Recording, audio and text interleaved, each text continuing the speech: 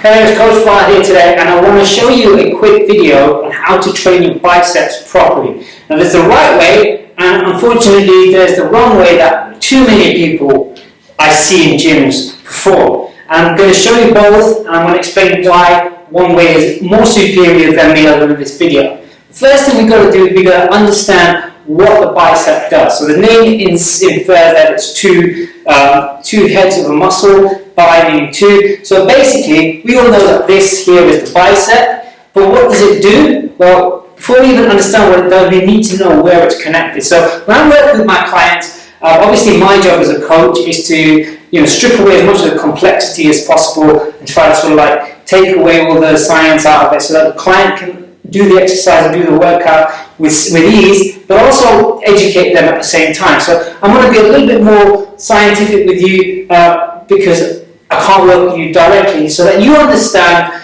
why we do certain things. So, one thing that I remember when I was at Martin Rooney's seminar, he always said that a good coach should be able to answer why they do anything. So if you ask me why we're doing an exercise a certain way, I should be able to answer why. So when it comes to a bicep exercise, so first of all, we have to understand that biceps, actually, they start here in the scapula and the back, okay? So they're actually starting in the back, so they are connected to the back. They sort of run through across your upper arm, your humerus, into your forearm, okay? And they perform three actions. The most obvious action it performs is what we call elbow flexion. So when you do a bicep curl, you'll feel that you'll tense the bicep and flex your arm, okay? Second thing a bicep does, one of the heads of the bicep does is what we call supination. That is basically turning your palm to the sky. That's supination. So this movement there is controlled with in conjunction with the bicep. And because it's connected to the back here on the scapula, it also does a short amount of what we call elbow flexion. So this movement of your arm going up like that, the bicep contributes to that movement as well as the anterior head of the delt. Now, all that being said, let's map this muscle so you understand how you're going to contract it when you're actually using weight. So when I mention mapping muscles, it's something I do with my clients so that they can feel the muscles really doing the work. I'm a big believer that you should be training the muscles, not training movement. Okay, it's very easy to move a weight from point A to point B and get things wrong. It's harder to do it with the muscle moving the way it was designed to work. So the bicep, we've just explained the three things the bicep does. So what I want you to do is I want you to supinate your arm.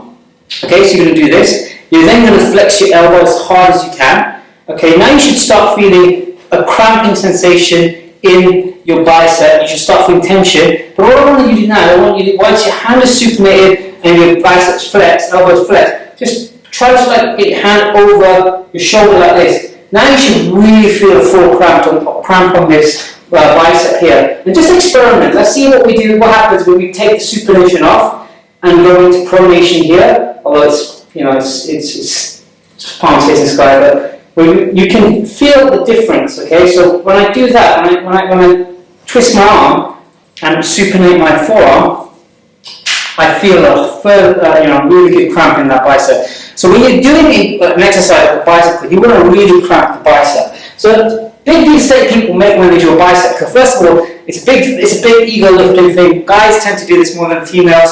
It's to lift too heavy. And what I see more often than not is this movement here, where they do this motion here. So they're a really heavy weight and they're swinging it. Okay. Now, what we want to do, what happens is, as soon as you start lifting it, yes, I did say that elbow flexion is contributed by the bicep, but if we start moving and swinging the arm like this to get the weight up because it's heavy, we're going to start engaging the anterior head of the delt, a little bit of lat movement as well.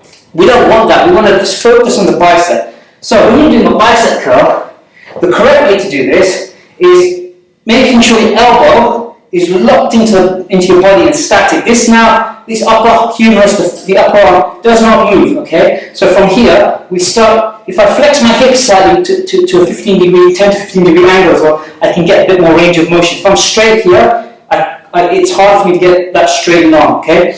So it's 10 to 15 degree flex on the hips, elbow locked into the body, and now when you come up, you squeeze as hard as you can and slowly come down on that bicep curl, okay? So up, squeeze hard, slowly come down, okay? This is a lot harder than this movement because you've lost the momentum. So you might find that your bicep curl, the weight that you can curl goes down. However, it's better to lift lighter and really contract that muscle the way it was designed to be contracted than lift heavier and swing and potentially cause injury and work the wrong muscle groups, okay? So that's how we correctly perform a bicep curl. If you have any questions, just leave me some comments or give me a shout, give me an email, and I will do my best to answer them. And I shall see you in the next video. Hopefully that helped you and you understand how to correctly do a bicep curl now. And take care, I'll see you soon.